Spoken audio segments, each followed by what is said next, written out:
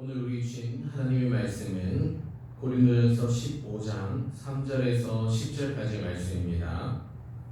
제가 있는 성경 시작성경 282페이지에 있는 고린도전서 15장 3절에서 10절까지의 말씀을 제가 봉독하겠습니다. 내가 받은 것을 먼저 너희에게 전하였노니 이는 성경대로 그리스도께서 우리 죄를 위하여 죽으시고 장사 지낸 바 되셨다가 성경대로 사흘 만에 다시 살아나사 게바에게 보이시고 후에 12제자에게와 그 후에 500여 형제에게 일시에 보이셨나니 그 중에 지금까지 대다수는 살아있고 어떤 사람은 잠들었으며 그 후에 야고보에게 보이셨으며 그 후에 모든 사도에게와 맨 나중에 만석되지 못하여 난 자 같은 내게도 보이셨느니라. 나는 사도 중에 가장 작은 자라. 나는 하나님의 교회를 박해하였으므로 사도라 칭함 받기를 감당하지 못할 자니라. 그러나 내가 나된 것은 하나님의 은혜로 된 것이니 내게 주신 그의 은혜가 헛되지 아니하여 내가 모든 사도보다 더 많이 수고하였으나 내가 한 것이 아니요 오직 나와 함께 하신 하나님의 은혜로라. 아멘.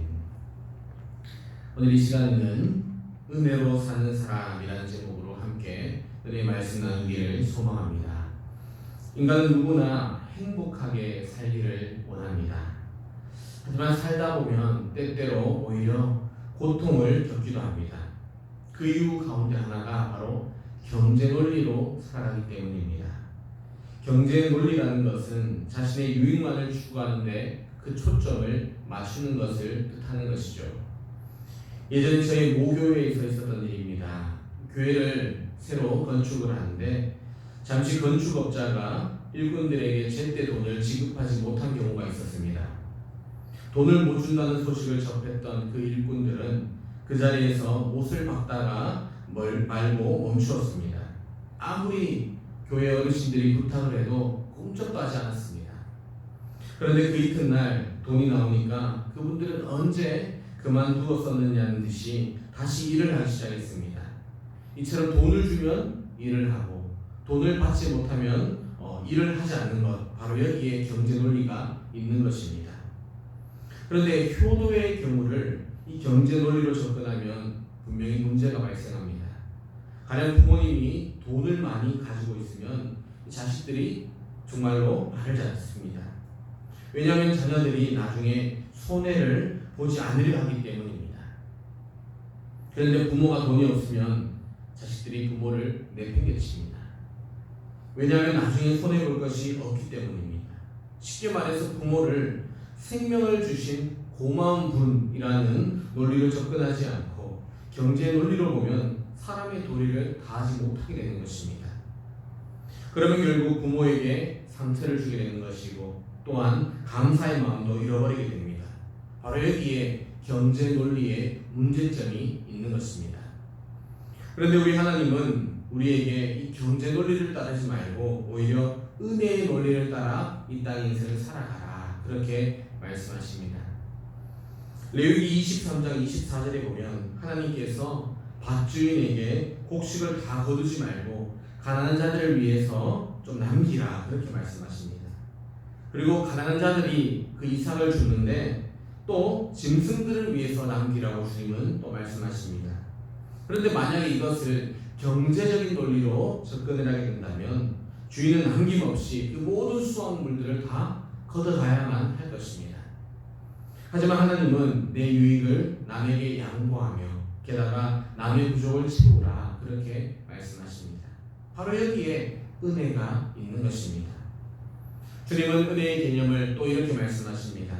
어느 주인이 하루 종일 일한 사람과 겨우 2시간 일한 사람에게 똑같은 하루의 품삯을 지불을 합니다. 2시간밖에 일을 못한 사람은 하루 품삯을 받을 자격이 없지만 돈이 필요한 그 사람의 처지를 생각을 해서 주인은 하루 품삯을 그대로 주게 됩니다. 여기에 경제 논리가 아닌 은혜의 논리가 담겨져 있는 것입니다. 남의 부족을 채워주려는 그 생각, 바로 은혜의 개념을 따른 것입니다. 또 우리 주님은 말씀하십니다. 누가 오리를 가자고 하거든 친리를 동행하고 또 누가 내 오른편 뺨을 씹어든 왼뺨도 내밀어라. 속옷을 달라고 하는 고도까지도 가지게 하고 너에게 구하는 자에게 주라. 또 내게 꾸고자 하는 자에게 거절하지 말라. 이 모두가 은혜를 따라 살라는 우리 주님의 말씀입니다. 성경도 많이 알고 또 기도도 누구보다도 많이 하고 게다가 신앙생활을 오래 한 사람이 이 경제 논리로만 살아간다면 그 사람은 아직 하나님 아버지의 이 은혜의 마음을 잘 모르는 것입니다. 하나님은 우리가 살벌한 경제 논리로만 살아가기를 원치 아니하십니다. 마음을 부드럽게 하고 감사를 불러오는 은혜로 살아가기를 너무나도 바라고 계시는 것입니다. 그런데 우리가 은혜로만 살아가면 솔직히 때때로 바보라는 소리를 듣게 됩니다. 하지만 우리 하나님은 그럼에도 불구하고 우리가 이 은혜를 따라서 살아가기를 너무나도 바라고 원하고 계십니다. 특히 가정에서 이런 은혜의 마음이 나타나야만 할 것입니다. 배우자가 실수하거나 잘못했을 때에 당신은 그것도 못하느냐 그렇게 핀잔을 줄 것이 아니라 그 부족을 채워주고 또 상처가 난 것을 싸매주는 그 마음이 필요합니다. 그래야 그 가정이 감사의 가정이 되는 것이죠. 그러므로 경제 논리에 익숙한 우리지만 이제는 하나님이 보여주신 그 은혜의 논리에 따라서 살아가는 저와 여러분 되시기를 주님의 이름으로 축원합니다. 사람들은 세상을 치열한 경쟁과 상처의 장으로 만드는 경제의 논리로 살아간다. 그렇게 말씀을 드렸습니다. 뿐만 아니라 법적 논리로 살아가면서 큰 문제를 일으키곤 합니다. 예전에 어떤 기사에서 봤는데요. 한 사람이 집을 새롭게 짓는데 그 집을 짓다 보니까 옆집의 담에 충격이 가서 금이 가게 되었습니다.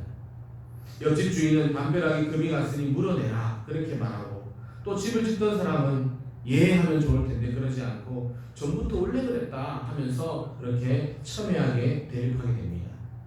결국 법정 싸움까지 갔고 감정이 상했던 두 집은 30년간의 우정이 깨지고 말았다라고 그렇게 이야기합니다. 법대로의 논리가 사람과의 그 관계를 끊어버리게 만들었고 사랑과 우정 그리고 행복까지도 앗아가게 되었던 것입니다. 이처럼 법대로만 살아가면 감사하는 마음도 우정도 행복도 모두 다 잃어버리게 됩니다. 그래서 우리 하나님은 가능한 법으로 해결하지 말라고 우리에게 말씀하셨던 것입니다. 그런데 성경 인물 중에서 법 대신 은혜로 만난 사람이 있습니다. 신약 성경에 요셉을 들 수가 있습니다.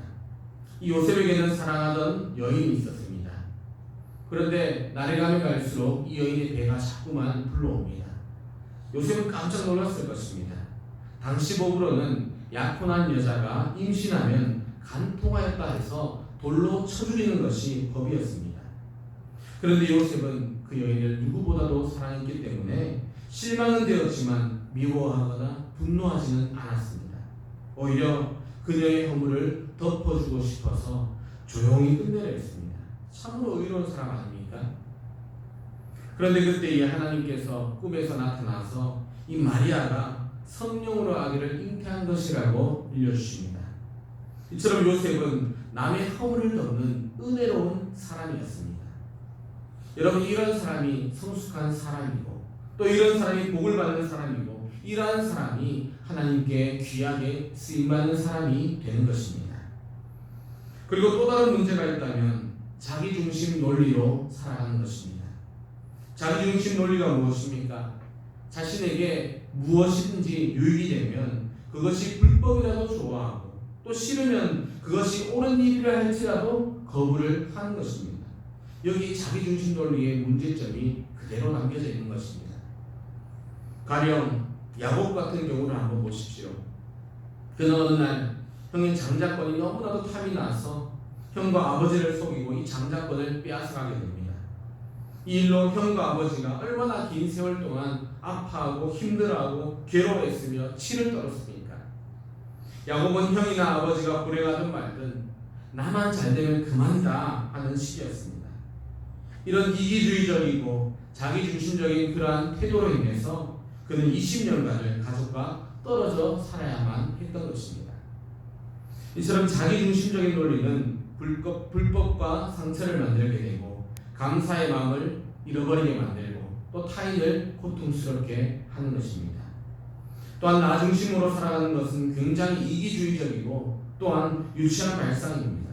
왜냐하면 성숙한 사람일수록 상대방을 먼저 생각하기 때문입니다. 성경에 보면 나오미에게 며느리 둘이 있었습니다. 아들들이 둘 다 죽어서 며느리만 남게 되었는데 시어머니 나오미가 며느리들에게 시집을 가라고 그렇게 이야기를 합니다. 근데 큰 며느리는 자기가 살 길을 찾아서 또 시집을 가게 됩니다. 그런데 룻은 연로하고 힘이 없는 시어머니를 너무나도 불쌍히 여기고 그래서 시어머니를 위해서 살기로 작정을 하고 시어머니를 따라 나서게 됩니다. 이것이 계기가 되어서 룻은 오히려 좋은 남편을 만나게 되고 시어머니를 모시고 행복하게 잘 살게 되었고 무엇보다도 이 가문에서 다윗이 나오고 게다가 예수 그리스도가 나오게 되었습니다. 이 나오미와 룻은 얼마나 행복했으며 또 감사했겠습니까? 여러분, 하나님은 자기 중심보다는 타인을 배려하는 사람들을 너무나도 사랑하시고 또 그러한 사람들을 축복하십니다. 또한 타인을 배려하는 사람에게는 이 감사의 마음이 결코 사라지지가 않습니다. 이처럼 하나님은 나보다는 타인을 배려하는 믿음을 가지도록 우리를 이 저녁에 깨닫게 하시는 것입니다. 또한 나보다는 하나님을 먼저 생각하고 나보다는 타인의 형편을 먼저 생각하는 것이 우리 하나님께서 기뻐하시는 신앙인의 모습이 될 줄로 믿습니다. 그렇기 때문에 이 세상을 경제 논리로나 법의 논리로만 살아서는 안 되는 것이고 또한 자기 중심의 논리로 살아서도 안 될 것입니다. 오히려 우리 믿는 사람들은 은혜의 논리로 살아가면서 타인의 부족을 채워주고 타인의 허물을 또 덮어주고 타인을 먼저 배려하는 믿음으로 살아야만 하는 것입니다. 이렇게 살아야 우리의 마음속에 날마다 감사하는 마음이 충만하게 되는 것입니다. 그런데 여러분, 우리가 이렇게 은혜의 논리를 따라 살아야 하는 보다 분명한 이유가 있다는 것입니다. 그것이 무엇일까요? 한마디로 하나님이 우리를 은혜로 대하셨기 때문이라는 것입니다. 우리는 하나님께 정말로 엄청난 은혜를 덧입었습니다. 그래서 우리는 은혜를 따라서 우리 남은 인생을 살아야만 하는 것입니다. 여러분, 하나님은 우리를 경제 논리나 혹은 법의 논리, 그렇다고 자기 중심적인 논리로 대하시지 아니하셨습니다. 만약 하나님께서 그러한 논리로 우리들을 대하셨다면 우리 중 하나님 앞에서 살아남을 자가 단 한 사람도 없을 것입니다. 하지만 하나님은 우리에게 오직 은혜의 논리로 다가오셨기 때문에 오늘 우리가 이렇게 감사하면서 이 땅의 인생을 살아갈 수가 있게 되는 것입니다. 오늘 말씀은 하나님이 우리에게 얼마나 큰 은혜로 다가오시는지를 그대로 보여주십니다. 바울은 주님의 죽으심과 또 부활을 목격한 사실을 설명하면서 하나님의 은혜에 대하여 강력하게 증언하고 있습니다. 본문 3절은 이렇게 증언합니다. 내가 받은 것을 먼저 너희에게 전하였노니 이는 성경대로 그리스도께서 우리 죄를 위하여 죽으시고. 여러분, 주님이 우리 죄를 위하여 죽으셨다 하는 이 사실에 대해서 로마서 3장 24절에서는 하나님의 은혜라고 고백을 하고 있습니다. 법적인 논리로 하나님께서 우리 각 사람에게 찾아오시면 우리는 우리가 지은 죄로 인해서 벌써 하나님의 진노를 받았어야만 한다는 것입니다. 왜냐하면 죄의 삭은 사망이기 때문입니다. 그런데 하나님은 우리의 죄값을 우리에게 치르라 하지 아니하시고 하나님께서 그 죄값을 대신 치러 주셨습니다. 어떻게 해요? 하나밖에 없는 자기 아들 예수님을 우리를 대신해서 죽게 하신 것입니다. 우리를 대신하여서 하나님의 아들이 죄값을 치르면서 십자가에서 돌아가신 것입니다. 게다가 그냥 죽은 것이 아니죠. 짐승처럼 죄인처럼 십자가에 매달아서 또 저주받은 자처럼 우리 주님을 죽게 하였다는 것입니다. 죄 없는 예수님을 우리의 죄값을 대신 치르며 죽게 하신 것이죠. 여러분, 세상에 이렇게 큰 은혜가 어디에 있겠습니까? 이 은혜 때문에 우리가 죄인에서 이제는 의인이 되었습니다. 저주에서 생명을 얻은 자가 되었습니다. 신분이 완전히 바뀌게 되었습니다. 그래서 우리는 은혜를 따라 살아야 하고 이 은혜를 영원히 찬양하고 기뻐하며 감사함으로 하나님의 이름을 높이며 영광 돌리며 살아가야만 하는 것입니다. 그런데 그것만이 아니라는 것입니다. 오늘 본문 4절부터 8절까지를 보시면 장사 지낸 바 되셨다가 성경대로 사흘 만에 다시 살아나사 게바에게 보이시고 후에 12 제자에게와 그 후에 500여 형제에게 일시에 보이셨나니 그 중에 지금까지 대다수는 살아있고 어떤 사람은 잠들었으며 그 후에 야고보에게 보이셨으며 그 후에 모든 사도에게와 맨 나중에 만삭되지 못하여 난 자 같은 내게도 보이셨느니라. 아멘. 여러분, 주님께서 수많은 사람들에게 주님의 부활하심과 또 승천에 대해서 보여주신 그 이유가 무엇입니까? 그것은 이 세상의 수많은 사람들에게 하늘의 소망을 주시기 위함이었다는 것입니다. 데살로니가후서 2장 16절에서는 절망의 인생에게 하늘의 소망을 주신 것은 전적인 하나님의 은혜다라고 고백을 합니다. 땅만 바라보며 살던 인생에게 하늘을 바라보게 하셨고 절망하는 인생에게 영원한 생명을 향한 소망을 갖게 하신 것도 이처럼 우리 하나님의 놀라운 은혜라는 것을 우리는 잊지 말아야 합니다. 그래서 우리는 은혜를 따라 살아가야 하고 날마다 감사하며 살아가야만 하는 것입니다. 그런데 그것뿐만이 아닙니다. 9절을 보십시오. 바울은 또 이렇게 고백합니다. 나는 사도 중에 가장 작은 자라. 나는 하나님의 교회를 박해하였으므로 사도라 칭함받기를 감당하지 못하였자니라. 여러분, 바울은 그 누구보다도 자기 자신을 잘 알고 있었습니다. 자기가 전에 얼마나 악한 사람이었었는지, 심지어 살인까지도 일삼는 사람이 본인이었다라고 고백을 하는 것입니다. 그런 그가 이제 변해서 사도가 되었으니 정말로 사도로 칭함을 받기에 감당할 수 없다라고 고백을 하고 있는 것입니다. 그런데 이런 일이 어떻게 가능하게 되었냐면 바로 하나님께서 이 사도 바울의 허물을 완벽하고 완전하게 덮어주셨기 때문이라는 것입니다. 예수님의 그 붉은 피로 바울의 그 추한 모든 허물들을 덮어주셨기 때문에 그가 살인자에서 이제는 죄 없는 자가 되었고 하나님의 일꾼까지 될 수가 있었던 것입니다. 또한 바울이 살인자에서 사람을 살리는 복음 증거자가 되었고 또 비난받는 사람에서 존경받는 사람이 되고 쓸모없는 인생에서 쓸모있는 그러한 인생으로 변한 것도 전적인 하나님의 은혜 때문이었던 것입니다. 바울이 잘나서가 아니라는 것이에요. 그래서 10절에서 그는 아주 유명한 고백을 합니다. 내가 나 된 것은 하나님의 은혜로 된 것이니 내가 나 된 것은 하나님의 은혜다. 내 힘, 내 능력, 나의 어떠함 이게 아니다.